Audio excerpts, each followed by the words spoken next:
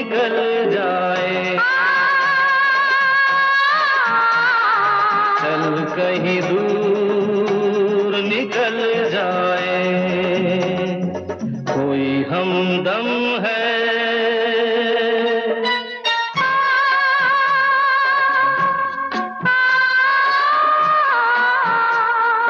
चाहत के काबिल तो किस लिए हम संभल जाए, चल कहीं दूर निकल जाए। तो मोची कुमार आपकी खिदमत में फिर हाजिर हो गए हैं एक्सर्प्ट नंबर 2 लेके। तो कड़ी वहीं से जोड़ते हैं और आगे बढ़ते हैं। तो चिंटू जी बताते हैं ऋषि कपूर अपनी किताब खुल्लम खुल्ला में कि in his own way my father retained much of the innocence of his youth. His staple reading throughout his life was restricted to Amar Chitra Katha, Tintin and Archie comics. मतलब उनके वालिद अपनी मासूमियत को कायम रखते हुए अमर चित्र कथा, टिंटिन और आर्ची कॉमिक्स ही पढ़ते रहे। और फिर वो बताते हैं मैं पापा को साब कहता था। I always used to call him साब यानी साहिब। तो पहला चैप्टर ही चल रहा है और फिर वो जिक्र करते हैं कि वो एक्टिंग में कैसे आए। वो लिखते हैं कि also ironic is the fact that for all my disinterest in an acting career, I was the youngest of Raj Kapoor's children to face the camera for the first time. I was 2 years old. So I have no recollection of that acting debut. मतलब ये इनका record है Kapoor family में कि ये वो कपूर थे जो 2 साल की उम्र में कैमरे के सामने आ गए इनके वालिद साहब ने। और फिल्म थी श्री 420 और इनके दोनों बड़े भाई और बहन डब्बू और रीतू भी उस फिल्म में थे। ये 1955 में बनी थी। तो उसका जिक्र करते हैं कि वो क्या सीन था। तो गाना था the song being filmed was Pyar Hua Iqrar Hua as Nargis ji the leading lady of the film mouth मैं ना रहूंगी तुम ना रहोगे फिर भी रहेगी निशानियां और दोहराएगी जवानियां, मैं ना रहूंगी तुम ना रहोगे फिर भी रहेंगी निशानियां।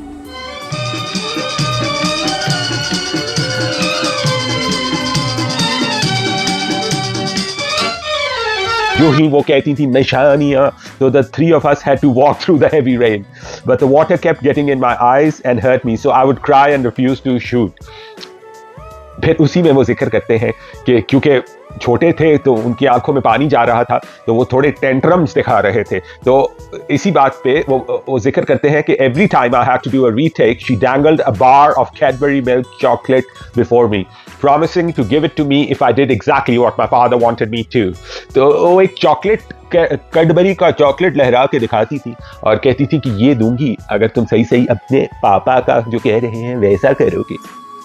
बड़े ही दिलचस्प किस्से हैं उस जमाने के। आपको नॉस्टैल्जिया भी होता है कि क्या वो दिन होंगे, क्या वो रात होगी, क्या वो आर्टिफिशियल बारिश गिर रही होगी, कहाँ राज कपूर साहब, नरगिस जी और ये तीनों बच्चे। वाह। इसी चैप्टर में वो फिर आगे बढ़ के बताते हैं कि सारों को इस डेब्यू का तो पता है जब वो टॉडलर थे, बच्चे थे, तो लेकिन ये नहीं पता कि उन्होंने 5 साल की उम्र में पृथ्वी थिएटर, उन्होंने लिखते हैं I was about 5 years old as a junior artist at Prithvi Theatre. It was in a play called Diwar and I had to lie in my stage mother's lap during a wedding scene. उनको अपनी माँ की गोद में लेटना था, एक शादी का सीन था।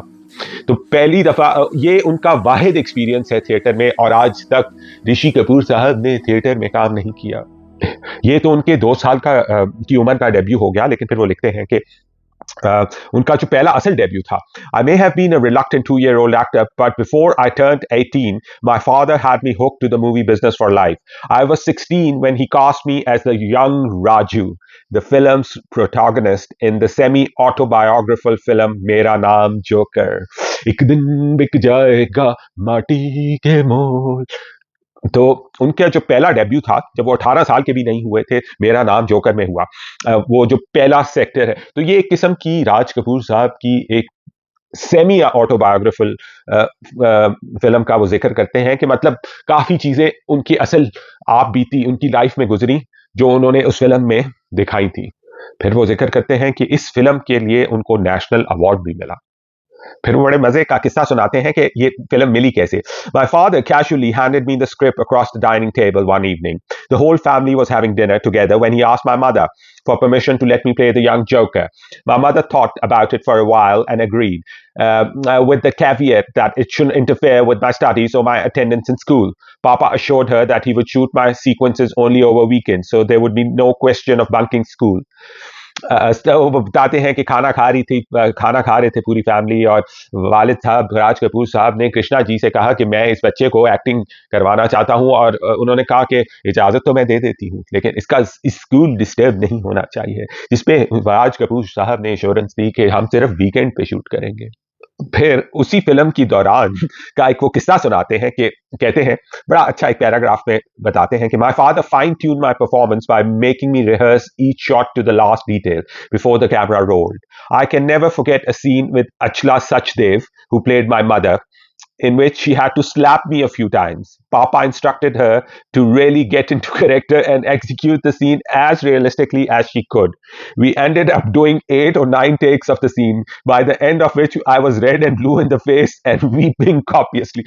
मतलब वो जो अचला साहिबा अदाकारा थी, उन्होंने 8 रीटेक्स हुए और चांटे मार मार कर ऋषि जी का मुंह सुजा दिया, और वो फिर माय फादर वाज अनअफेक्टेड. फिर लिखते हैं कि मेरे वालिद को कोई वो उसका असर नहीं हुआ, क्योंकि वो चाहते थे परफेक्शन एक्टिंग में. But that was him, filmmaker first, father later. यही इस एक्सर्ट का किस्सा रोक देते हैं, और बड़े मजे की कहानियां हैं इसी चैप्टर के अंदर जो अगले इस दफा मैं कोशिश कर रहा हूं कि शॉर्ट और छोटा.